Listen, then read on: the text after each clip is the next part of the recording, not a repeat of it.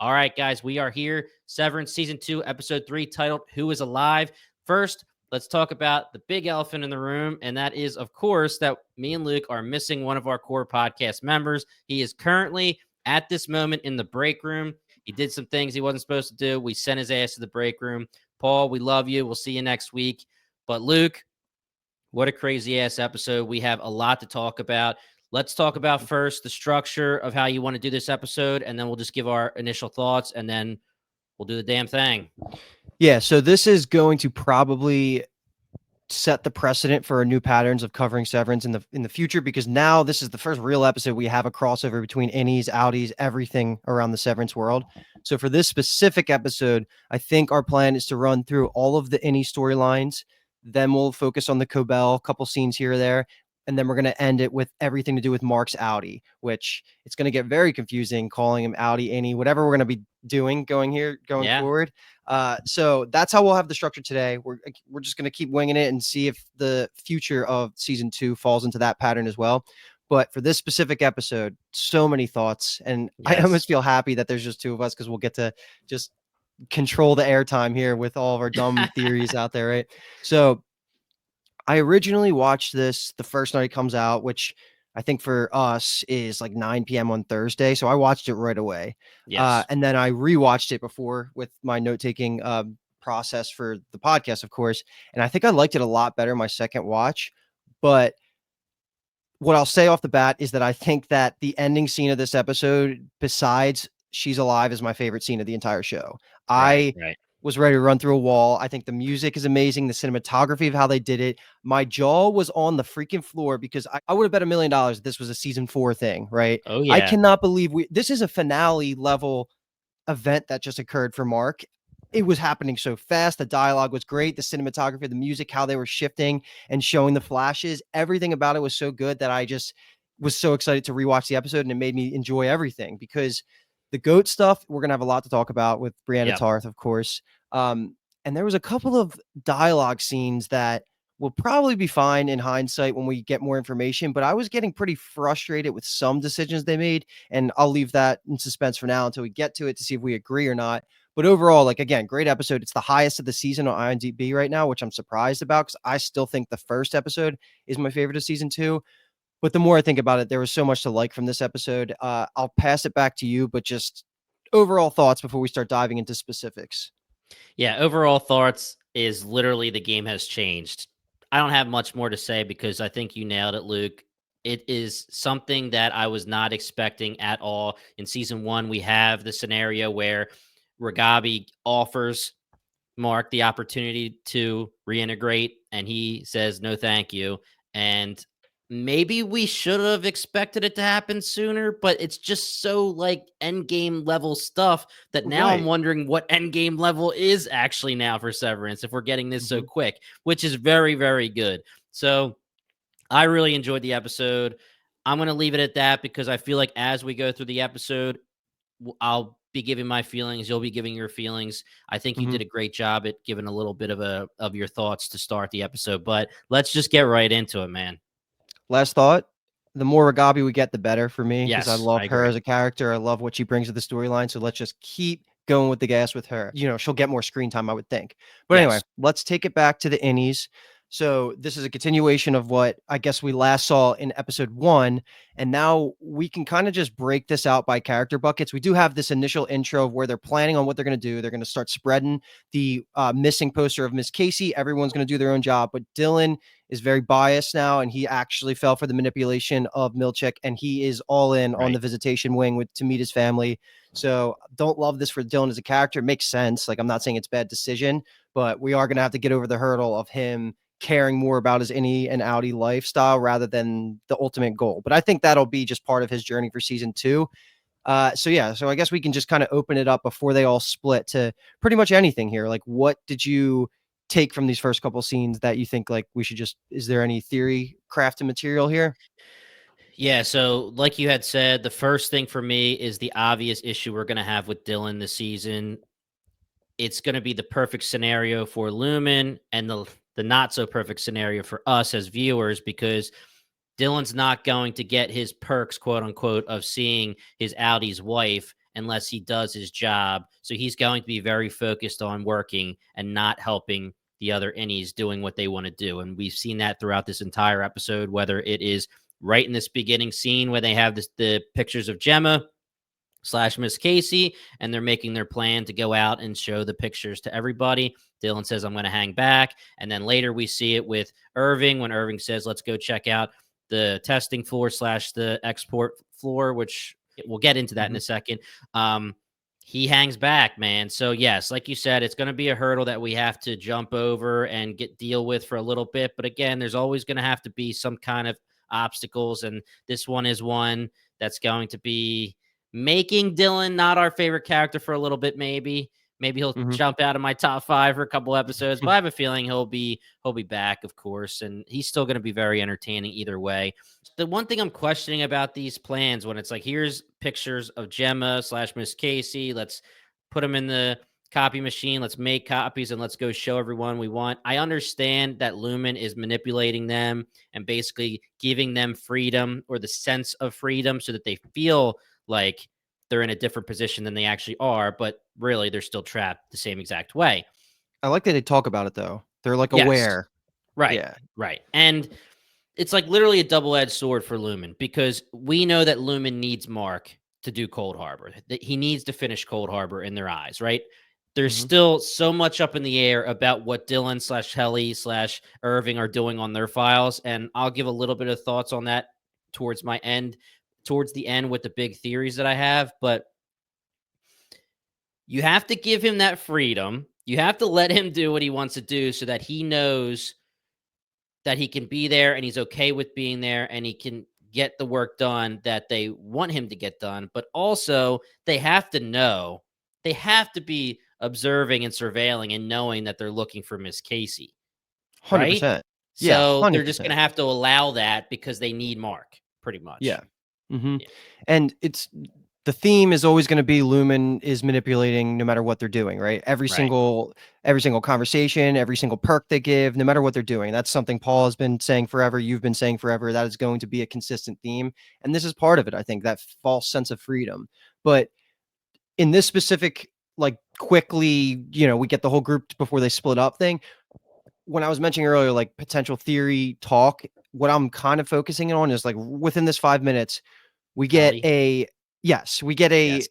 a point in favor of Innie Helly, and then directly 2 minutes after, a point in favor of Helena. So did you notice, or did you at least think it was maybe a tiny bit of weight that it could be actually Helly when she's talking to Irving and she's saying, oh, like, you haven't been back there? It felt like she was almost trying to be empathetic towards him. Very, very small point is what I would give it, because it could Right. still be Helena of having watched the videos of, like, knowing what is important to Irving. But then immediately after, when they decide to break up and Mark and Helly go to the goats, Yep. they have the most awkward moment ever. And you can't tell me that the amount of weight of that scene has to push towards it being Helena. Yeah. So my thoughts when it came to the first thing she said to Irving about, like, you haven't been back there, is almost like almost like what you were saying in your second point, where Helena is watching a TV show the night before, and she knows that the last couple days of Irv's life on the TV show, he had a sad storyline with Bert, and she now knows that it could be a problem for him, and she feels for him. And it's like she's talking to Bert as if we would be talking to actors or TV characters on a TV show. I thought that Helly in general, slash Helena, however you want to say it, has been speaking or has been acting totally different than season 1 at this Yes. point. I am fully convinced it's Helena. And then whatever the quote is that she actually says when she puts her hand on his hand, it literally almost mimicked the, like, we hear you slash we see you slogan for Lumen, right? Sure. It just seems like she is quote unquote acting. And then I think that the points start going more and more and more towards Helena as the episode goes on. But Yep. yes, I'm pretty convinced now. And Me I was too. more And so convinced when the last episode happened and they really showed us the elevator and the yep. beep not happen and all that kind of stuff. I incorrectly led the charge on it being Innie Helly, as I was thinking it was a red herring all in episode 1. And since we made the changes to podcast, I don't think I've looked back yet. There's Right. one more tiny supporting piece of evidence that I think it could potentially be Helly being blackmailed, and we'll talk about that later because that's in the actual mammalian nurture Yep. section. Okay. So I'll leave that for now, but let's pick back up with those characters in a second. Let's just quickly talk about Milchick and Natalie's scene in the Yeah. office with super weird, super Super weird. awkward. I like Natalie as a character so much, and this episode made me like recontextualize how her role in Lumen actually how important she is. And I have a couple of quotes to back up like why I'm questioning some of this. But is there sexual tension here? Is there I'm your boss, like do whatever they say and put a smile on and fake it? Because Milchick wasn't smiling, but she's sitting there with a fake smile on. I could not get a read on this moment, except for that I felt awkward the whole time. And it happened directly after the awkwardness of Helly and Mark staring at each other. So for like 10 minutes, I was just sitting there like, what the hell is going on right now? And why are they making me feel these ways? And I know it's by design to add to the eeriness, but Yeah. also I just can't get a good read on it. Yeah, it's very, very weird, very awkward. For Natalie, I was getting like hostage situation scenario going on where she's like trembling, kind of. She's faking her smile. There's at one point where she's kind of like side eyeing Milchick, being like, please say you like this gift. Like Mm-hmm. those kind of things freaked me out. What's the movie that Jordan Peele did where when Get they're out. taking, yes, Get Out, when the lady's like smiling when she's faking and Oh she, yeah, it that's a good yeah. totally reminded me of that. And like Natalie, the actress, if that's what she's portraying, is doing so well because the big smile, the tremble of the smile, even the one eye starts to tremble. Mm-hmm. It's just there's vibes where you should start to realize that Natalie is definitely expendable. Slash, she may not even be wanting to be there. Okay, so here you go. So this is what I want to talk about then, just to jump off of exactly what you said there. She goes on to say, after we have this awkward revisionary history kind of relate to Milchek and kind of see Yeah, him in the Kier storyline, like that whole weird, scene. She specifically says that the board wants him to know that she got the same gift in her yeah, current position. So what that to me means right away is that they're on the same level of seniority within Lumen. So I actually thought there was a chance that Natalie was on the same level as Mr. Drummond, which in my head I attribute to being one of the four generals, if you want to think of it right, that right, way. right. Like, because, like, yeah, my mindset was that Natalie was that senior and she was on the same level as what I'm assuming Mr. Drummond is, because Mr. Drummond represents Frolic with the tattoo on his hand. And that's going to be, I am going to keep bringing up this theory because I love the idea of there being like Yeah, four representations of Kier's pillars and they're just like the second level under the board. That's just such a cool idea to me. But I think this is confirming that Milchick, either Natalie is one of them and Milchick is now one of them, which I doubt that's the answer. I think it's more right. likely that they're both just, like you're saying, expendable. Is that the take you got to, just because of her saying that, and couple it with you saying she was acting all anxious and like a in a Right. hostage situation? I think that she's less important than I thought. Yeah. I am fully on board that she's less important than we originally thought. She seems to big dog Cobel at certain times in season 1, of course, and I feel like that power is only because she speaks for the board, right? She Hmm. can literally she's hired to be someone who speaks for the board, and obviously she does hear what they have to say, and we can get into how that's conveyed and all that kind of stuff in a little bit, but I feel like she's just the messenger. And that may mean she's equal to Milchek. That may mean she's a little bit higher than Milchek. I don't really think she's one of the four. If we're going to say she's a Drummond kind of person, I feel like she is fully expendable, and I feel like almost anybody is fully expendable unless you're an Egan. Yeah, I can get behind that. Hmm. So, I mean, do you have any other thoughts on like the actual pictures themselves, or like if it's just a weird, creepy thing that they're trying to Yeah, do? it's just a weird. I just took it as a very, very insensitive, weird, creepy ass thing that they tried to do to get Milchek on board, and I'm going to say that I like it because it could get Milchick starting to realize shit's a little freaking weird where he Yeah. works. Dude, what I would do to have him join Team Innie would be, and I would do anything. Like Yeah. I would much rather he be the man on the inside working with them than Cobel to turn it around, because I can't get a read on her, but we'll save her for later. Yeah. Uh, But yeah, I'm good with that if you don't have any other thoughts for that specific Right. I'm good. scene. Yep. Okay. So let's do the big bucket of everything else to do with Mark and Helly. So we'll jump right back to them after their awkward not kiss moment where I truly thought if it was Innie Helly, they would have kissed or something Yes. would have happened because at her personality, she doesn't have that hesitation and weirdness. So let's just skip ahead to when they get to the goat room. And this is the thing we've been talking about for 3 years.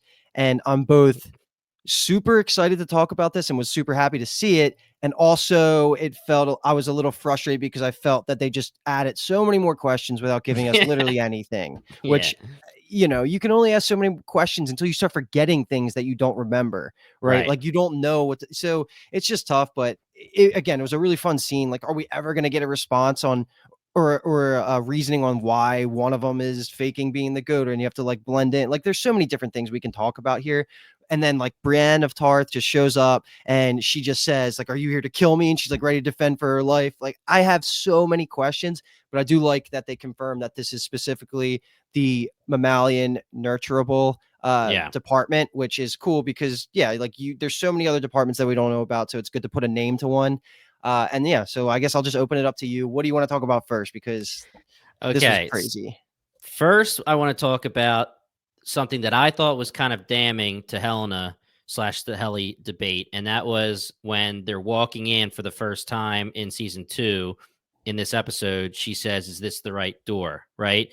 Or is this the right place? Right? Mark, I understand that it could just be like they're trying to say Helly slash Helena haven't, they kind of stumbled upon the room, so they can't fully remember. And we know that Lumen is a maze and the severed floor is a maze and all of that kind of stuff.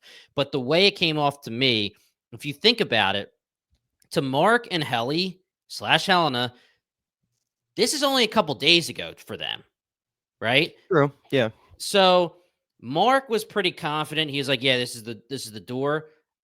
I just feel like Helly is off. So that's why Hmm. I feel like that comment is off. I feel like that's not something Helly would have said. I just feel like that was another damning statement to make it seem like it's not Helly. But then, yes, we get into the room. It's empty. We go down the little tunnel, which is really cool. And then now we get into this room. And there's so many things we have to talk about, like you said. First thing is it looks like it's real grass. Hmm. There's no sun. How are you like doing that, right? Are you replanting grass or sod or whatever it is every second to make this look real? Is it actually real? The guy that's in the goat outfit, I'm thinking it's supposed to be that he somehow blends in with them on purpose so that maybe there's like a alpha that has to be part of this breed. I don't know. Um, I took the thing about are you here to kill me more so to the point of what they brought up the end of the scenes with Mark and Helly and Brienne of Tarth, where she says, "I want to see the pouch." I think Okay. that's totally the full on like scared of Rumors. MDR, all Yes. the rumors, trying to get everyone in all the departments to hate each other. They don't want a full on rebellion. They can't have them work together. They don't want any connections. They want those rumors to be pushed. So, they're very hesitant to talk to them when Mark and Helly show up. And let's talk about really quickly all the workers. Hmm. Okay. Very dirty, long hair. They don't seem to be people that go home at the end of the day. I was thinking the same thing. Yeah. Unless you're telling me that they go home and they go, "Damn, I worked my ass off today. Let me go get a shower and not get a haircut or any of that kind of stuff," right? They all Hmm. seem a little ragged where it's not just a day's work for them. It seems like they may be more permanent innies akin to Gemma slash Miss Casey, right? Now, my thoughts, and this is something that I don't know what you could tell me what your thoughts are, what you think of this theory, but what if Lumen is doing something where they have deals with maybe like prisons or I don't even know, like other kind of hospitals, whether it's a mental hospital, something where like I'm going to go more with prisons, with inmates, right? And maybe they serve their time by working for Lumen and they're permanent innies within Lumen for the time period that they're working on their sentence. Because it just seems like that. I don't know if that's definitely the right answer, but it just seems like we have more scenarios of permanent innies with these people. I can completely buy that. I haven't even put 1% of brain power into thinking that, but that's better explanation than what I can give because like the reason I was expressing some frustration is we get so much here, like not too much screen time. We get a lot of dialogue, we get a lot of context clues picking up of like how they're reacting, the tone and all that. And yet like I still feel like we know nothing is why Yeah, I get frustrated with this. Like what did we learn? We learned that they're very tribal, which makes sense like we're saying here. They obviously are supposed to be anti other departments just like originally Bert and Irving were supposed to not like each other in season 1 because right. OD versus MDR. Like that's just the culture here on purpose. Okay, that's not really new information. We learned the name of their department, don't know what it actually does. We do know they also have these wellness sessions with Miss Casey, which they're hesitant to give that information up. But what else did we learn? Because to me, Yeah. I feel like I have nothing here except describing events, not like any theory thoughts. I like your prison theory, but is that just a dart throw, or do you have any like? Is there anything else to even support? No, it's a dart You throw. know? It just goes off their appearance, and they just seem like permanent innies to me. But like my thoughts here is if you're Mark now, Helena slash Helly, whatever, we can get into that debate all we want with how she needs to be thinking while she's in there because it obviously depends if she's actually Helly or if she's actually Helena, what she's thinking when she's in there. But for Mark, I wouldn't be scared for a second when they surrounded him and Brianna Tarth is like, yo, you shouldn't have come here. You shouldn't have Mm-hmm. continued to stay here. I told you to go because Lumen has to be watching him, has to be right up his ass because he's so important. Now, Mark himself doesn't know how important he is, but Mark knows that Lumen's not going to let him die right here. Right. Which I think So, is where some of his confidence probably came from. right, Yeah. exactly. So, there's no intimidation factor for me if I'm Mark. I understand that they look very intimidating and everything like that. But if I'm Mark, I can't assume that they're actually going to attack me or something. So I feel like that's why he acted that way towards them, said, hey, do you know? And even Helly starts jumping in and saying, do you know? Do you know? Do you know? And then we obviously get to the point where they kind of break and start talking about Miss Casey. And the one says, my Audi, she told me that my Audi was a great stargazer. And, that could mean a lot to permanent innies or even innies in general because they don't get to see the stars, right? Mm-hmm. We don't know if this is true because if they're permanent innies like Miss Casey, when she goes back to the testing room, says, is my Audi happy? Well, she doesn't have an Audi as far as we know, right? Mm-hmm. So they could be lying. But when it comes to the goats, of course, I'm going to have some crazy theories at the end of this episode for everyone, but I don't think they gave us anything. Right. So it's just not confidence, it's more dart throws, right? Which is fine Right. because that's where the frustration stems from. But like I guess my question would be is do you think Brienne as a character is coming back? I would hope so. I really hope so. And I will say this. I talked to separately Tyler from the Silo podcast. We talked to a lot of people on Discord, and I have watched the intro. Mhm. And you had told me in the last episode that it's not a big deal. Watch it. It's kind of important to watch. It just, um, I feel like there's a lot of goat stuff Mhm. in the intro. There's a lot of goat things in the actual TV show. When it's not even in that goat room, there's goats in the background. There's a goat statue when we're at Devin and Rickon's house. I feel like these goats are going to have to come in to Yeah. play. And as much as we were like, is this just a weird situation that they showed us in season 1 to prove that Lumen slash the Severed Floors can just like be anything? It's like Alice in Wonderland. Anything could happen. Any floor, any room could be anything. Or does it mean something? And I feel like giving us this scene has to mean something. So I would hope that Brianna Tarth and the rest of them come back. Yeah. And we haven't said it yet, but there were more than just goats in the room too. Like we saw cows, right? We saw other types of animals. Oh, really? I didn't even notice, to be honest. Oh Was there a yeah. Okay, I was only paying Yeah. attention to these damn goats. And then I will say at the end of this scene where they ask about the pouches, it's our boy from season 1 who was nurturing the goats and saying they're not ready yet. That was him. Yes. So That's he what I came I back. was gonna ask you to confirm that because I thought so. Like they spent too much time centering on him, giving him some lines. Yeah, he did look familiar. And yeah, but the back to the multiple animals things, that is why it's called the mammalian Yeah, nurturable, because I think right. it's just for everything. And they even mentioned like the husbandry tank, which I'm sure they need to separate the females from the males to do whatever experiments that they're doing. Again, more questions than Yeah, answers, really, of what we got going on here. But last thing I want to throw out there, just about we've been saying Brianna Tarth. I would hope you don't live under a rock and you know that we're talking about the blonde, the lead, or I guess the head of the department that we right. meet initially. I just want to put it out there that Adam Scott is a huge Game of Thrones fan. I saw a clip of him talking about when Ben Stiller hired Gwendolyn to be a character in Severance and how he was just so over the moon. He's like, that's Brianna freaking Tarth. Like, she's one of my favorite characters on TV. So I love that that's a thing. And it That's awesome. feels it would be like she would be underutilized as an actor if this is truly her only scene. So Right. I hope that she at least gets another scene here or there in future episodes of this season. And I think that this episode in general, we'll get into it in a second when we get to the L&D part, but I feel like this episode is showing us that MDR, O&D, the mammalian department, they all are doing something, right? They're not just bullshit departments being thrown into Lumen's severed floor.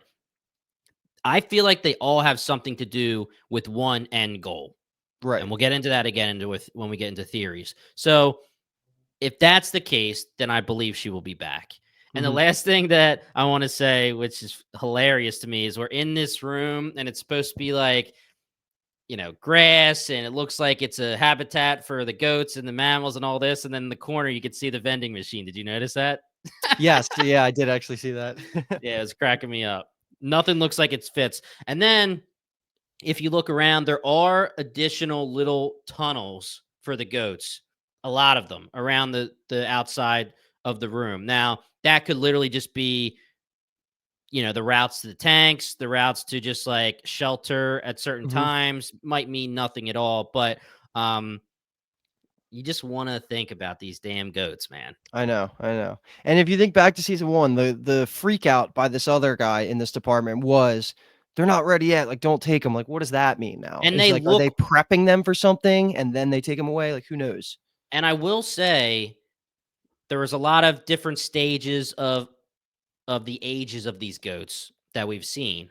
But it Sure. seemed like, again, in only a couple days of severance time, they seem older to me. Unless it was really just showing us that there's a mix and he was only with the little baby goats and those little baby goats go into the other room and there's adult goats and there's cows, like you're saying. It could Mm-hmm. just mean that, but it could mean something if we're saying that these goats are like aging fast. Sure. Like clones, like that's always Right. a thing, right? Exactly. Cool.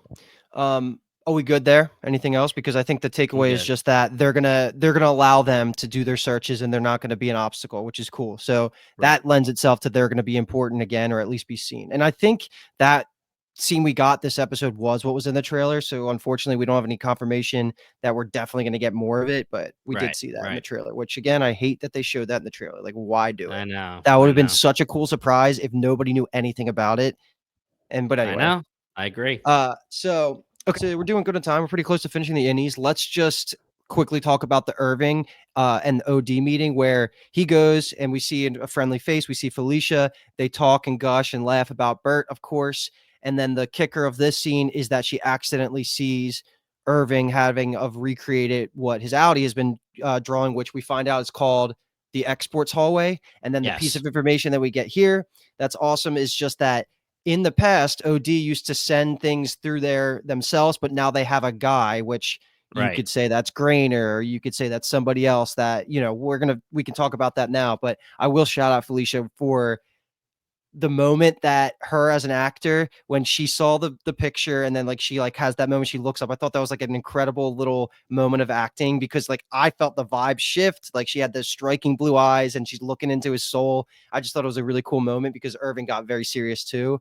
But Yes. that's awesome that we're making progress on that storyline so quickly. The pacing of the show is amazing, and that's why we're Oh, yeah. saying the end of this episode should have been a season finale type of thing, and we're only Yeah. 3 episodes deep. So like the fact that we're Exactly. this deep into Irving's search already for the export hallway we now know it's called is amazing. So let me hear your thoughts on what you think. What are the implications of this? Like, is that just does every department call it something different? Is it actually, used for getting things out of Lumen? Like, who knows, right? Yeah. There's definitely a lot of things we could talk about when it comes to the exports hallway. It's interesting that you said do all departments call it something different. Like they say that we've been calling it the testing floor. You know, the Mhm. elevator that goes down to the testing floor. The export hallway would make sense for only O&D because they're basically 3D printing all of these goods, things that are needed, right? Items, whatever it is, and they're being quote unquote exported out of their department and down to the testing floor. And this is the thing that I was saying where it's pretty revealing that all of these departments may mean something to the big end goal for Lumen, meaning Cold Harbor. For example, say we really think that Gemma is the end game for Cold Harbor and she's down in the testing floor. Well, maybe we need the files to be completed by MDR, and then maybe we need something from the exports O&D department that helps. And again, I am going to fully get into this theory in a little bit. And then there's ways you can say that this mammalian department has things that could be utilized for the testing floors. All of these could be doing something. They don't realize they're working together, but they are working together. Yeah, And definitely. and then when it comes to the testing floor, with being the export, like why are they printing certain things and bringing them down? The one thought could be, are you printing things like a snow globe, like the joke that she said to Irving? Are you just giving them busy work to make them think that everything that they're printing is important and it's going to the export hallway, and then like 1 in 20 is actually something that's used for Cold Harbor or whatever they need, and they're not going to be suspicious of what that 1 in 20 is? Or is there just like floors and floors and floors and floors under this severed floor where you're either storing, shipping out, whatever it could be, all of these items, goods, etc.? Could be either, but the first Yeah, one is almost a direct parallel with what we were talking about earlier with MDR. Like, yeah, would Dylan be the equivalent of the 99% that don't matter, right? Like, that's yep, exactly what you're saying. And like, that feels very possible, and there's nothing I can say to refute it. But I think me and you are both in agreement where I don't like that answer of them just being I the agree. constant that doesn't actually matter. Maybe one person in every department does. I don't like that at all. But I can't refute it. So, Yeah, and I feel like the fandom in general wouldn't be happy with that, but I feel like it's logical, mhm, especially when we're in the scenario where we know that they were okay with Helly and Irving and Dylan, etc., rolling out in the department and only Mark mattered. right. So I'm not sure, but let's get into a quick theory here. And one of the big theories that we have that I'm actually going to turn on its head now that when we get to the end of the episode and we've had everything discussed. One of the big things we've talked about, and it was my original theory that Paul gave the cloning theory as a devil's advocate. My original theory was that they were trying to create pretty much robots that will do whatever they say, right? We know that O&D were making cards, and when Dylan took one of the cards, it was the end of the world, and the overtime contingency had to have been triggered immediately. And Milchick risked a lot to go to Dylan's Audi house, have him accidentally see his son, etc., to get that card back. And we Mhm, know that those cards are like instructions for like the one that he had was like an instruction of like a lethal attack. It was like showing you like attacking, right? yeah. So a branch of this theory could be that the testing floor is literally multiple versions of the testing floor, multiple, maybe even departments. But you could say that one theory exists with cloning, or my new theory is going to be like what you said in our preview episode, reanimation of dead bodies. But then there's also a department that uses permanent innies as assassins, like we talked about Mm, before. I like that. Things like that, right? So O&D prints out this card, it gets sent down to the export floor, and it's used as a way to not, for lack of a better term, refine, but like ingrain this attack into the new Innie's moveset, mindset, Sure. etc. Sure. Right? They Yeah. become freaking. It's like a video game, right? You're adding it to their arsenal, right? They Mhm. become assassins for Lumen that are mindless. They are robots. They just do exactly what Lumen says. There could be many things that's happening all at once. One theory might not be the correct theory. It could be three theories that are the correct theories when it comes to this export level / testing floor. Yeah. Don't have anything to add to it, but I do like it because I forgot what was on the card. I obviously remember the card because that's what directly causes the overtime contingency in the finale. So it was Yep. so important. That alone could be enough of a reason for them to have wrote it like that. But I also do like the implications of that specific card having some sort of payoff of Right. being missing from Lumen. So that would be a really cool idea. I like it. Cool. All right, let's rip the last bit of the Innie storyline here. And this is just going to be taking from when Miss Wong takes Dylan to the old security room, which is now the visitation wing, and he sees Right. Gretchen. And I incorrectly brought up that maybe there was going to be some reveal tied to Gretchen. Maybe not. Maybe there is still a possibility for a reveal because something's off with their whole dynamic that I want to talk about. But Mm-hmm. in this specific scene, we kind of see her, and like right away, I watched with Dave, and we were saying, "There's no way that's her. There's no way that's her for real." And then, like, you see the scene later on the Audi version of them. I think it's real, and it's Yeah. fine that it's real because it doesn't. It can still work as a pure manipulation tactic, and it is working. It's keeping Dylan under control and under whatever Lumen's plan is. So it is working as intended. It doesn't need to be deeper than that. But I don't know. Like, what is her deal? Like, does she says that she loves him. She says that they're not necessarily like a perfect relationship, but they have a happy family. He is keeping the like he struggles to keep jobs, but he has been keeping the Severance job. So that seems like that would make her life happier. I can't get a read on it. And then because Yeah. later she goes on to say, "Oh yeah, it was fine." Like she wasn't even going to mention this insane interaction she has with an Innie version of her husband. Like she almost just played it Right. off as, "Yeah, it was good. It was really good," and then walks away. Like, I don't know if Audi Dylan's going to start pushing to see what that actually is. I don't know if Gretchen's storyline is only just centered around keeping any Dylan manipulated through the visitation wing. But as of right now, like, I don't necessarily have any read on like what their dynamic is and where this is actually going. Because what are your Yeah. thoughts? First thing I need to say is I don't know if you noticed this when you're watching her on screen. It was killing me. It was making me very upset. I knew I recognized her and I just couldn't place her. So I had to look it No. up. She was from Walking Dead when I still watched Walking Dead early on. But Kathleen wanted to bring up the fact, she did bring it up on the Discord, that she thinks that Gretchen will fall in love with any Dylan. Fair. Okay. But what I want to say in general about this is I'm taking it more so as just the manipulation tactic. It seems like she said to Dylan, meaning any Dylan, that they have a good life, but she did allude to the fact any Dylan said, so he's an F up. And she's like, no, no, like she was beating around that bush a little bit. And then when they get to the house later, he doesn't seem too bad, but he's sitting on the couch and she's like, did you remember to do the cookies? And he's like, oh, I forgot, and that kind of stuff. And then you see that he is a day shift worker. Obviously, he's severed. He doesn't know what's good during the day shift. And then she's a night shift worker. Whether she's a security guard or whatever she's doing, she had like the whole setup with her Hmm. outfit. She's working the night shift. So they probably don't see each other that much, except the weekends, I guess, right? Yeah. And I don't really have a read on the purpose of her character yet, except for the fact that I think she's being manipulated. But I do think Kathleen's theory has some merit where she's going to start seeing Dylan. I think that we're right, and Dylan is going to be, quote unquote, a little bit of a problem. The manipulation of Lumen is okay. First, we have most likely Helena is Helly, so she'll undermine whenever she can when it comes to Hmm. whatever the Innie's plans are on the severed floor.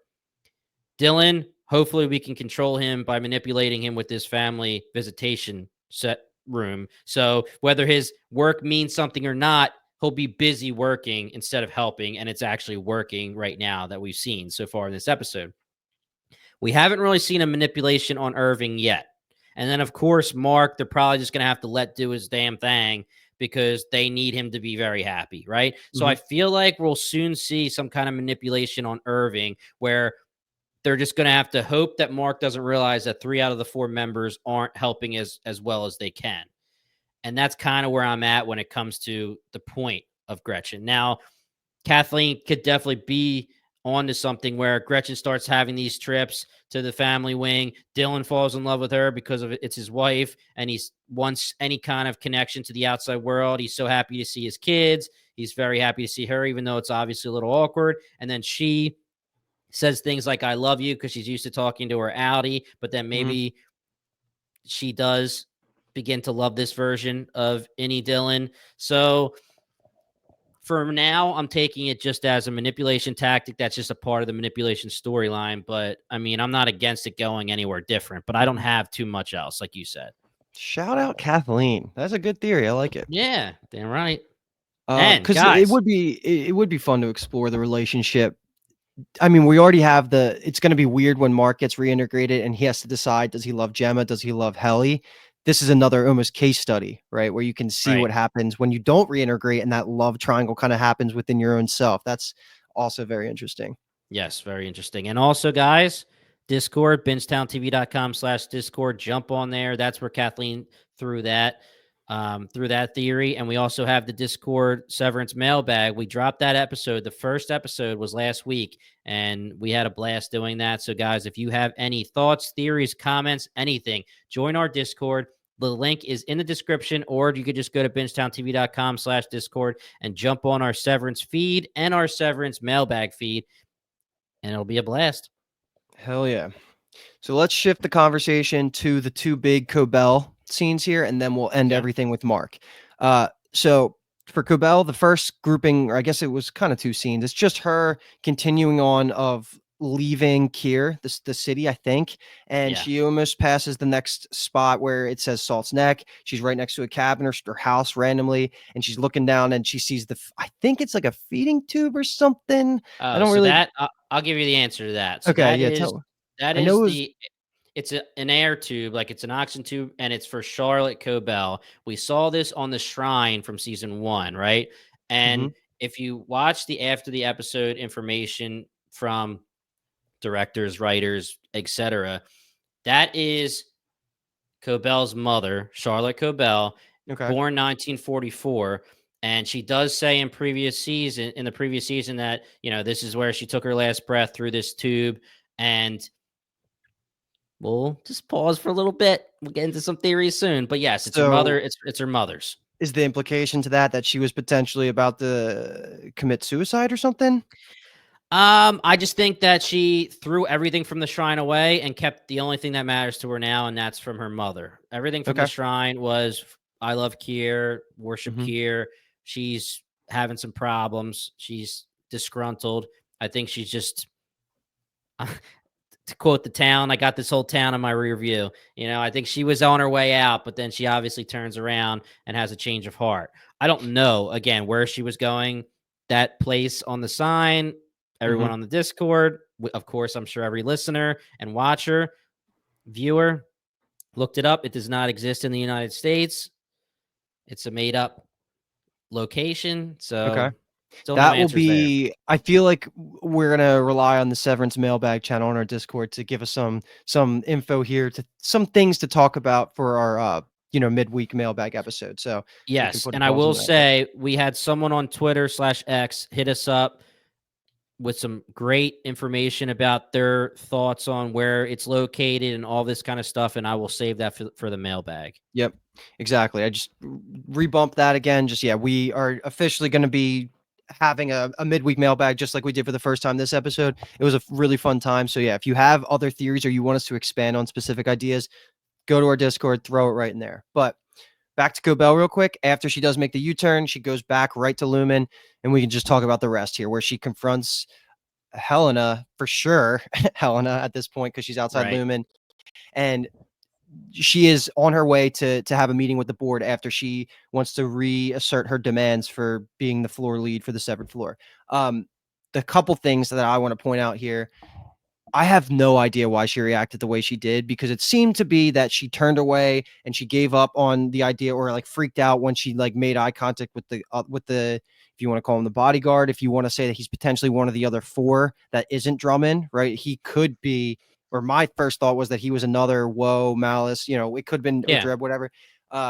But why did she not see him from farther away? Was he actually the trigger, or was it just shot weird that it made it seem like he was? Because even Helena was confused, and you would think if there was some sort of pressure between those two specifically, she would have been aware of it. Like, I really felt confused at what the trigger was to make her turn around, give up on meeting the board, and run away. Did she think she was being led into a trap and she was going to be killed or something? Like, there's so many thoughts I have for this. But I do think it's a really cool idea that that was another version of one of the four generals. Yes. It was definitely a little bit of a weird scene, but my thoughts are that when Helena talks to Cobel in the episode where Cobel says, um, it's the scene where Helena gives Cobel the quote unquote promotion, Mm-hmm. and Cobel's like, "I want to go back to the floor." It's the original talk that they have right in the season. Something that gets brought up is Cobel pretty much saying like, "You were forced to give me this. You're scared," and she says, "We're not scared of anybody. We don't fear anybody." Right? Mm-hmm. They have this conversation outside in the parking lot, and then Helly says, "I have the board." Helena says, "I have the board. Let's go talk to them." I wanted that so badly, by the way. So freaking I know, badly. I know. This reminds me of Goodfellas when Karen is about to, she thinks she's getting whacked. So she literally is walking and then jumps back, like at the last second, goes, never mind, never mind, never mind, and jumps back in the car and drives away. And they're like, where are you going? Where are you going? Right? She thinks she's getting killed. So she Okay. gets scared. Honestly, I think that Cobel, in that moment, while she's having her walk behind Helena, she sees a security guard, like you said. Could be that he's another version of Drummond, but he's like just a reminder that they're not scared of anybody, right? Mm-hmm. They don't fear anybody. She could be walking to her doom. And Helena says exactly what she's thinking to Cobel. And it's, I think you have overestimated your contributions and underestimated your blessings, right? Mm-hmm. And then she starts to walk away and says, we'll talk to the board if you want to talk to them. And I feel like everything is processing in that moment. She sees the security guard. So he is the symbol of intimidation, right? For Lumen. She sees Mm-hmm. him. She's thinking about the quote that was just given to her, which was badass as hell. And she realizes maybe I don't have a leg to stand on with this intimidation towards Lumen. Maybe Yeah. I went after Lumen and they'll take me out, right? So I took I it can as buy like, it. you know Yeah. what? This isn't gonna work. This isn't gonna work. I'm out. You're gonna kill me, etc.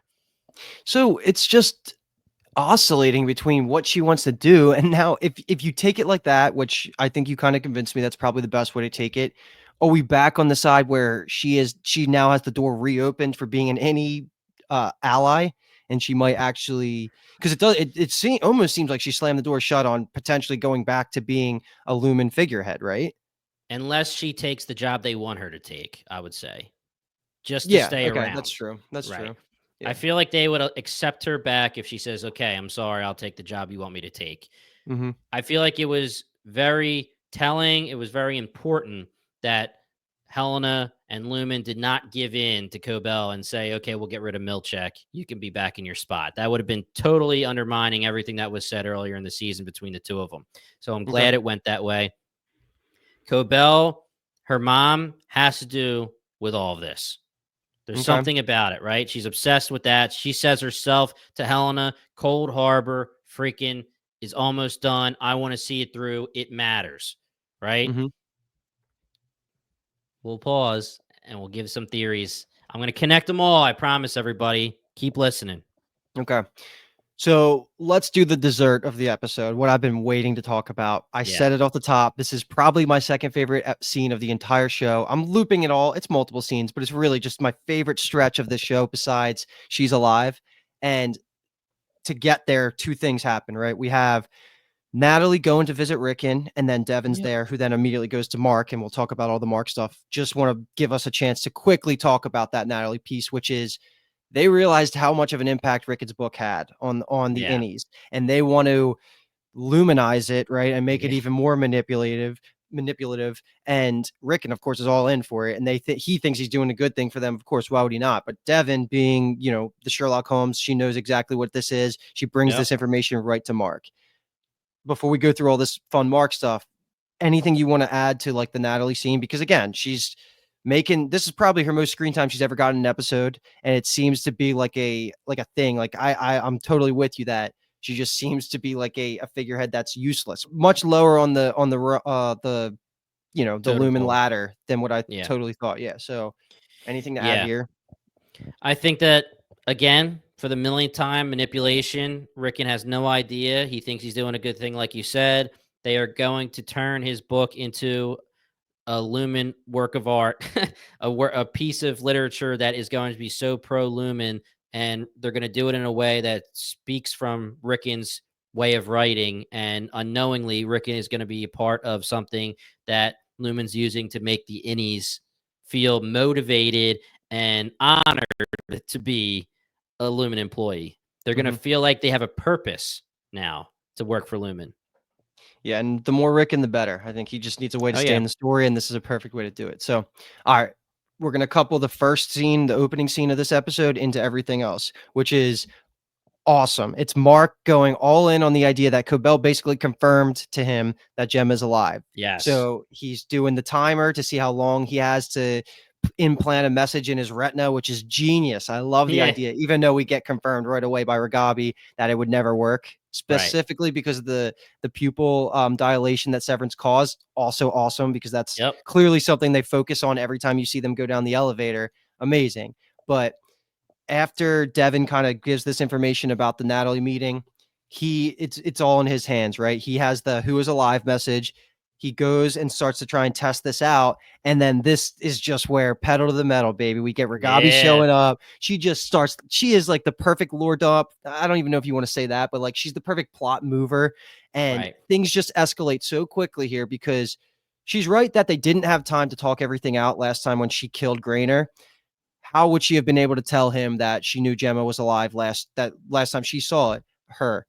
Which I really enjoy that Mark didn't hold a grudge. Instead, he said, "Okay, let's do this. How do I get yeah, back in?" And she says, "Reintegration, baby. I can do it better this time. Follow the formula. You won't end up like Petey."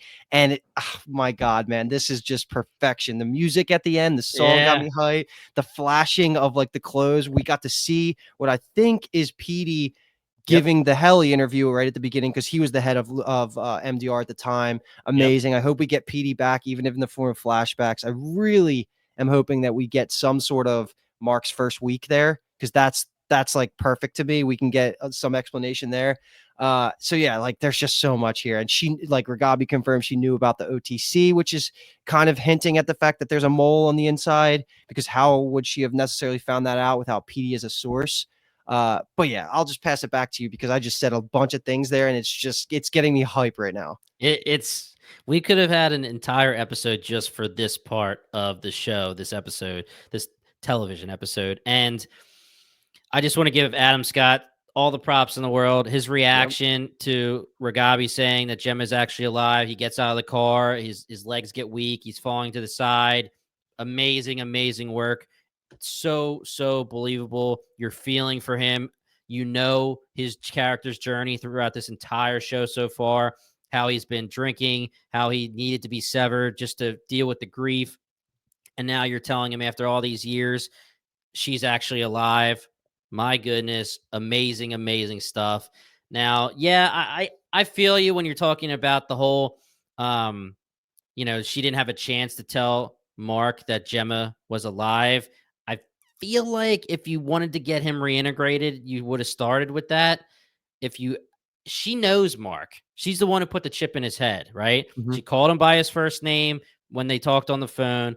So I feel like there could have been Well, a how many higher days pro. ago would have Grainer's death been in the real Yeah, I world, mean, right? again, we're watching this like it's 3 years, and then we're They, obviously having the joke where they're saying it's 5 years, and that's the lie from Lumen. So, yeah, I mean, it's is really it literally days. not like 3 days Yeah, ago? it's I believe it's days, yes. I mean, I wouldn't say 3 days because I think that weekend goes by, so maybe like a Right. week, right? Yeah. So to me, that are you saying that you think it's a little bit of a plot hole that she didn't get this information to him sooner? No, I mean, I would have thought that her priority would have been immediately the first time she sees him or talks to him, she would say, "Gemma's alive. You need to get reintegrated. We need to be on our side. This is why you need to be on our side because your freaking wife, who you thought is dead, is working in Lumen's severed floor." True, but I think that credibility built for Ragabi because of the negative things from Lumen's side that has happened to him since he last met Yeah, her. 100%. Meaning, like, I agree with that. he might not have just blindly trusted her. He could have thought, okay, I know you from Lumen. You put the chip in my head. Like, you're manipulating me more. Why would I blindly Very believe true. you that Gemma's just alive? Now he has all the reason in the world. He lived the PD experience. He now has this weird moment in the season 1 finale. So I think the cards just kind of aligned at this perfect time. And that's why she just opened the floodgates and just info Yeah. dumped on him. And I think it was convincing. But I do see what your point is. I'm just Yeah, devil's and advocating it. I think that's a perfect devil's advocate because honestly, if she said it to him back then, when we say back then, it's only a week ago, but if she would have said it back in season 1, he probably would have reacted exactly like he did when Devin was like, "You said she's alive, man. Is that Gemma?" He would have been like, "Come on, dude. I've been dealing with grief for 3 freaking years or whatever it is. I'm not going to deal with the fact that you're telling me that my wife is alive. I saw her dead body." So yes, I fully agree with what you're saying. It's Mhm. just I would have thought she may have put that on a priority list, but again, the devil's advocate was perfect, so I'm totally down with that. Um, Now, when we get into them going into the basement and setting up this reintegration, my one question and my one maybe nitpick, and you can talk me off this ledge if you need to, was that why would they do it at his house when you would have to assume they're being watched? How can his house not be being watched when he is apparently the most important thing to Lumen right now to get Cold Harbor finished? And we also know that they're very worried about his Innie slash his Audi and what his Innie told his Audi and all of that. How is his house not being watched, especially when he lives in Lumen housing?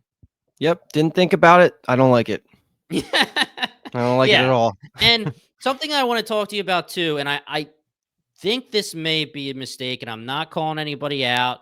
A highly regarded YouTube channel that I love and I follow said in one of their latest videos that Ragabi still currently works at Lumen, but that's not right, right? She is not working for Lumen because they are looking for her.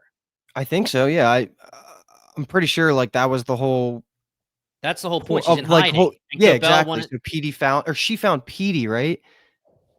I forget how that story how they got together and ended up working together. But yeah, I definitely don't think she. I mean, it would be a twist and a half for you to say that this she is still working with Lumen and this is all part of the plan, which would actually explain why they would allow this to happen in Mark's basement. But I don't think that's actually the case. That right, almost seems like a bad pathway. and I'm not even saying that he thinks she's on Lumen's side. I just think he's trying to say that she works for Lumen and is actively going against Lumen, but is still currently working there as an employee. But how could that be true when Cobel and Milchick were looking for her and Grainer were looking for her, and Yeah. it just seemed like she was in hiding. No, I don't buy that. Guys, hit us up on our Discord, Twitter, Instagram, whatever it is. Let us know. If we're off, that's no Mhm. problem. Like I said, it's a highly regarded YouTube channel that I really enjoy. So maybe we're off. No Mhm. idea. But now let's get into this reintegration because we talked about this a lot for Dark Matter, right? You don't have to give me the science and certain things behind how this works if it's just a good story, right?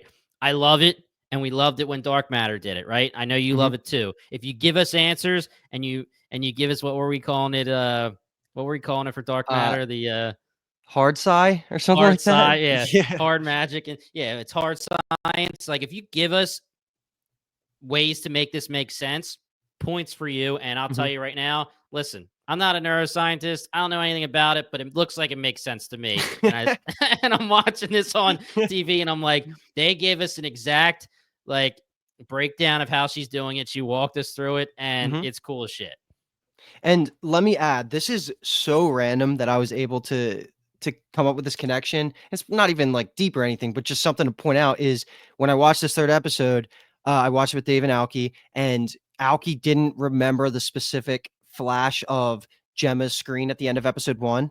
Remember when you Oh, see okay. Yep, quickly yep. when you quickly see that? Cold Harbor. So, yes. So, this is totally just a coincidence that I found this because of that, but if you look at that screen, one of the boxes on Gemma's screen has it looks exactly like what Mark's brainwave Right. image looks like when she separates it all, right? Like it looks like the Yeah. sand forming the circles. I Yep. don't know what Yep. that means. Does that No, mean that Gemma I at some point is reintegrated? Like, is that I'm what with that you. means? So that's just a I'm cool with find, but yeah. I'm with you. Like we know the five uh brainwaves, Mm-hmm. and she's connecting it with that. I have to assume that they're utilizing the brainwaves for their severed employees, the severed individuals. They're probably watching her brainwaves as well. There's some kind of connection there, and I saw it as well. So yes, props. Cool. In terms of just what the implications of this are, I mentioned it earlier. Do you think we're getting a direct flashback? Because like that's what it kind of hinted at, right? Where we were seeing Mark mix his two lives, which is what's your first memory was like the trigger for it. And his first Yep. memory would have been waking up on the table. Was that just a cool way to show us that this was happening? Or do you think we're actually going to get more info on that? Or like more scenes in the back in the I, flashback form? I wouldn't be surprised if they give us some answers for things by showing us flashbacks. I think it was a little bit of both. It's just showing us how the reintegration process is happening. And so many props again to Severance, the design department, whoever paid for the fact that they're going to let all this happen, because they literally had the table, the set piece downstairs in the basement of it, so that it's just flashing between he's on the Mhm. table in the basement, he's on the table in Lumen. He's actually, it was just crazy, and it was so cool. Da-na-na-na-na. So good. I love the song, man. And this is what we were talking about with this reintegration, and what's the goal and what actually happens, right? For Mark, it's fine. It's totally fine, because now technically RIP any Mark, but our current Mark, Audi Mark, and we're not going to be calling him that anymore. Apparently, he's just going to be Mark. Mhm. He is Mark, but now he's going to have all of the memories of any Mark. So that is what the reintegration process was. Like, he's connecting both of them, right? So my Mhm. thoughts are that the feelings, thoughts, the memories are all going to now be integrated into one person. For someone like Mark, that's very interesting, because now he's going to be able to walk in and out of Lumen and be a spy just like Helena is, if we're correct on that. He's also going to have feelings for two people, which you already brought up, Mhm. which is going to be very interesting. It works for Mark. I can't see reintegration for Helena mattering or Yeah. working. We already talked about this. I'm not going to beat a dead horse, but we see kind of the surface level of it here, and I'm sure we'll get so much more when Ragabi says, like, you need to do this, you need to do that. Petey didn't do it. He got sick because he didn't do it. There's certain things Mark's going to have to follow. Mark, Mhm. we know Petey was getting flashes where he like thought he was back on the Lumen floor, and the memories were converging in the wrong way, and he was in the bathroom, but then he was also talking to Mark in the actual severed MDR department. So whether that's because he wasn't following the rules, or there is integration sickness that Mark's going to have to deal with, or maybe not, because she said she got it fixed within the last week, or, well, I guess a couple weeks, since PD was not a week ago. He would have been a little bit further back, but it's a lot of awesome stuff that we have to look forward to. And we thought this was end game stuff. And I said this in the intro, I said this in the beginning. If this is an end game, then I cannot believe what end game actually is going to be. They're going to blow our freaking minds. Yep. I totally agree. That kind of finishes out the episode, so I guess we can open it up to theories, but I feel like we're on such a high going into the next episode. Like I could not be more excited for episode 4. And remind me again, are we 8 or 10 this season? 'Cause Um, wasn't season 1 randomly 9 9. episodes? Yeah. Yeah. It looks like it's gonna be 10, which is awesome. Okay. So Yeah. we're not even next episode isn't even the halfway point. Right. Like, that's Right. crazy to me. We still have 2 more hours of content before we're halfway through the season, and my god, like, what a show. Everybody that is listening to this as a fan, you should be telling all your friends to watch Severance, because what is currently better prestige TV that is airing right now? You can't Yeah. convince me it's not Severance. I fully agree. And you asked me in our preview episode, Silo or Severance, and I didn't want to knock Silo at all. I love Silo. I've enjoyed podcasting on it. It's a great freaking show. But to me, it doesn't have the ability to be a top 10 show of all time. Severance as a show has the ability to be a top 5 show of all time. And for Yep. certain people, it could be a top 1 show of all Mhm. time.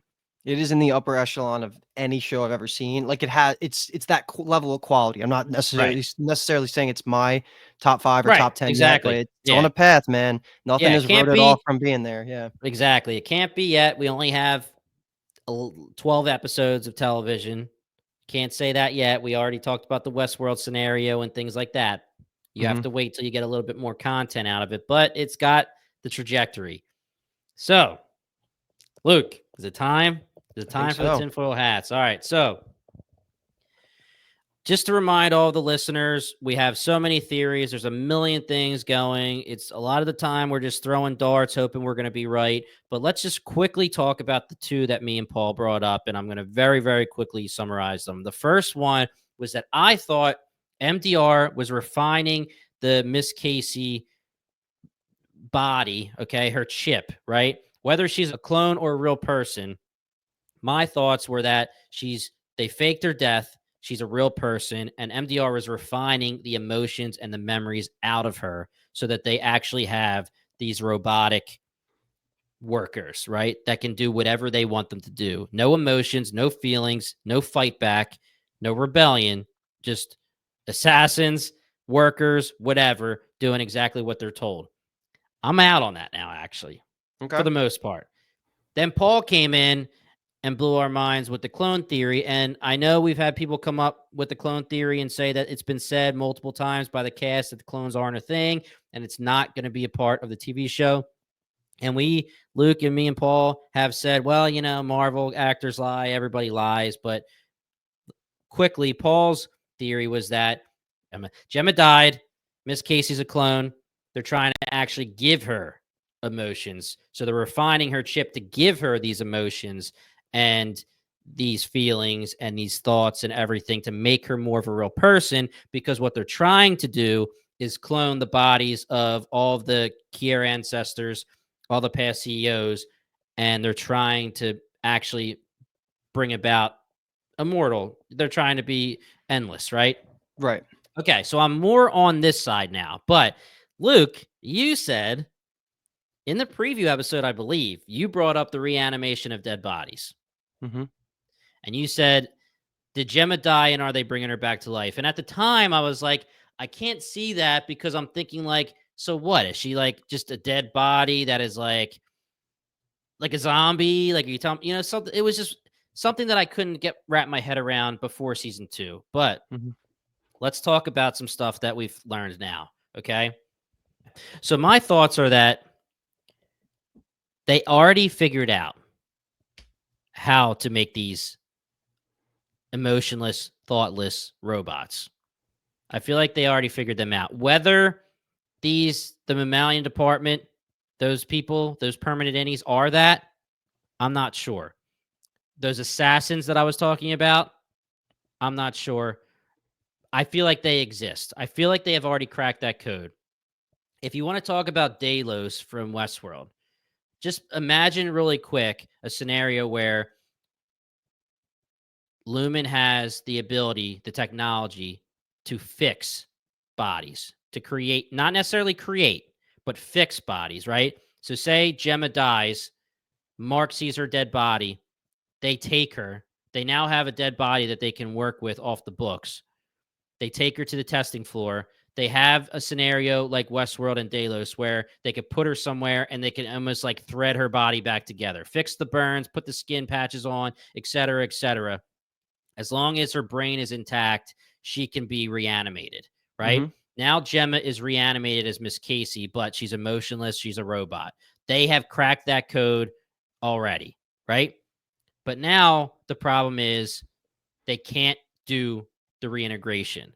The reason why I want to go into this reanimation of dead bodies and even clones, the clones fine too, but we're going to say reanimation of dead bodies for now. Reintegration is something that Lumen feels like they haven't cracked. When Cobel thought it was cracked and proved it was cracked, it was a big deal. And she never really got a chance to tell Lumen this because it was basically right around the overtime contingency. Shit hit the fan. She got fired, blah, blah, blah. She hasn't even brought it back up yet, right? Mhm. But she does have the proof. She does have the proof. If we have a scenario where ever since Kier was around, we talked about this last episode, the timelines of real world versus Lumen world could be different, where the 1800s, they do have certain technology, but they might not have all the technology.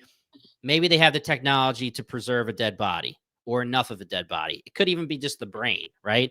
The only thing that really matters in this scenario is the person's brain to them. But let's just say, for lack of a better argument, that they have a dead body from all the past CEOs in the testing floor. They don't reanimate them because they know for now that when they reanimate, it's a dummy, right? It's a robot.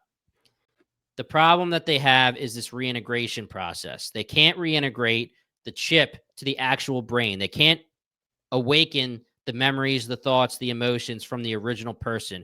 They can bring the body back to life physically, but and listen, I know you don't like the religious stuff, and I'm not very religious at all, or I'm not religious at all. And could it be like an end game thing where they're saying it was never possible because the soul is gone, right? It's that kind of thing, right? You're a person, but you lose your soul. But Lumen, Kier, all the CEOs have a God complex. They think that they are gods, right? They think that maybe they're people of science and they have the ability to fix and control everything. So they think that all it takes is some kind of technology to use the chip to physically awaken the body, but then somehow reintegrate a dead brain with this chip to actually awaken them as what the person was that before, who they were previously, right? Now, what's Mark doing? They're practicing this on Gemma, right? Gemma's dead. Somehow, which we'll have to get into, the coincidence of they got Mark to think he needs to sever himself. He lives in a Lumen town. Manipulation is all over the place. Maybe he was somehow manipulated into thinking that'll help him. So he becomes an employee of the severed floor. They're immediate. This goes almost to the point where nobody else is doing anything important except Mark. But you have someone like Mark working on Gemma specifically. His Innie has no idea of memories, emotions, feelings that he had with Gemma. So when he's working on his refinement, he's seeing these numbers, he's refining, and he's actually feeling memories, seeing memories, but he doesn't recognize them. He only feels them, but they're blind to him, right? So he's working on Gemma, and he's giving her these trying to crack the code for them of giving her all these memories back, right? Now, what if that's the deal, right? They have the ability to reanimate a dead body. They're trying to reanimate these CEOs. Now, if my theory is correct and you need somebody who has the actual memories and emotions and connection with this person to do the work, then we have a scenario where, well, how can you reintegrate and reanimate Kier if nobody alive ever met him, right? Now, what if we have to do something where, say they crack it with Mark, and Mark brings Gemma back to life, fully back to life, reanimated. It's his wife. Now we have James Egan, and what if James Egan has to bring the past, the one right before him, and if I wish I had all the names in order, but the past and it would be CEO like back a to life, chain. and then it's a chain all the way back to Kier. I like it. And they have to reanimate these dead bodies one at a time. And obviously, if James passed away, Helena would be first in line. Could Helly have known her quote unquote grandmother, I guess, because I'm pretty positive the one before James was a woman. Could Helly be working on that when she was Helly? I don't know. But I know that was very long-winded. I think that reanimation makes more sense now, but I think you can use everything right there with clones too. But the reason why I like reanimation is because, like, if you have the reanimation theory, you can say that they haven't cracked cloning, but they have preserved these dead bodies and they cracked a way to reanimate them. Even Gemma, Miss Casey, 25th iteration or 24th iteration, whatever it is. It's not the 24th clone of her. It would just be every time they're done with her, she's dead again. And they awaken her and she's dead. And they awaken her and she's dead. You know what I mean? She's just a dead body laying in the testing floor. And maybe they can only hold dead bodies for so long. Now, that's probably a stupid thing to say because they've been holding Kier probably for a very long time. Unless the reanimation process, like, messes them up somehow if you keep doing it over and over. I don't know. But I'm done talking. Tell me what you think, and then we can continue. Yeah, I mean, it's not like a completely new theory for our podcast. It's just like an addition to what we've been talking about. I do like how you connected it all. I love the idea of it being like a chain loop where that's why you need specifically all the CEOs in the one brain for the revolving. I think that's like a genius idea. The cloning thing does make everything a little bit weird. And I can't tell after your theory right there what side I'm more on. Um, I don't know how much weight to give the actors saying that the cloning is not a thing, right? And then Right, you right. associate goats with cloning, like sheep, whatever it is. So I do like the reanimation piece because that does seem almost like the same exact theory, but just Yep. it makes all the Just actors not lying and like they could yes. actually be right about it. And I do like that idea. Um, so yeah, like I mean, I think that's gonna be something I want Paul's take on too when we get to the theory episode itself. But I feel like it's good, man. Like I really do enjoy it. And I know once we start getting more information and you do have your grand theories for shows, like they tend to be more right than wrong. So I'm Yeah. really starting to gonna put even more weight on it because it seems like you thought through that very well. I think it's awesome. I'm excited to see what like our community how they react to it. I just keep envisioning Westworld where they're, laying the hosts and they're basically threading their body together into a human form, right? Hmm. If Miss Casey is burned up and Mark actually identifies a body that's real, and originally we were saying could they have replaced it or something? Maybe it was a full-on dead body of of Gemma, and she's burned up, blah blah blah. You put her on the machine and they thread her body back together, and they perfectly know for the longest time, however long it's been, how to fix a physical body, but they just can't crack the code on how to bring the person back into that body, right? And I Yeah. keep thinking about like Harry Potter with the resurrection stone, right? The Peveril brothers. Sorry if anyone's not watched or read Harry Potter, so spoilers ahead, but the one brother gets the resurrection stone, brings his wife back, who he loved, and she's just basically Miss Casey. She's basically a robot, a nothing. Hmm. She has no emotions. She's just sitting there. She has no memories, no feelings, etc. It's the trick of death, right? I just keep thinking of that kind of thing where if you want to get into it being a religious thing, which I'm not even saying it is, like could Kier and all of the Egans have this entire time thought that they have this God complex that they can crack the code, but the answer is that it's actually the soul that matters and they'll never crack the code, something like Hmm. that. What a cool twist it would be if they did try and do the soul angle. That Yeah. seems like a very interesting path. Yeah, I like it, man. We're obviously going to be referencing it, amending it as we go on now, because that'll probably be our main leading theory until we get more information. So I feel like I'm good on that. That's a good way to probably end this episode. Do you have any final parting shots that we haven't talked about yet? No, I don't think I have any other parting shots except for the freaking awesome episode. It Hmm. made the gears turn like crazy. If we're getting reintegration with Mark this soon, I can't imagine what's coming. So, I gotta say the line because I was cracking up every time, both times I heard it. When Dylan sees Gretchen for the first time, he's like, "Nice sack." So yeah. so good. She's like, "What?" Yeah. Uh, and then when he thinks that the old time picture is what it looks like on the up Yeah. top. How would he know though? That Yeah, was a great exactly. little He's like, moment. He's "Oh, like, we "We live live on on a a ranch?" yeah, Yeah, we yeah, live on yeah. a ranch." She's like, "What?"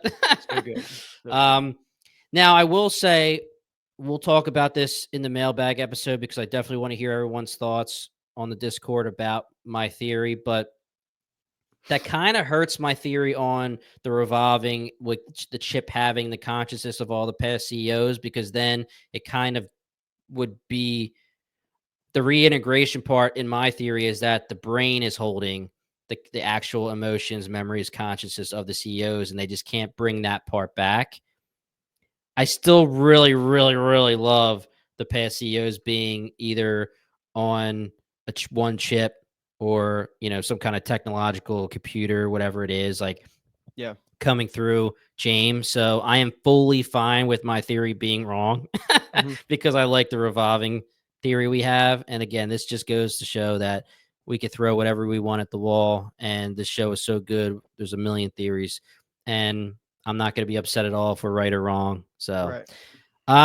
otherwise, guys, we went a little bit long, but we had to. This was a freaking huge episode. We had to do the thing.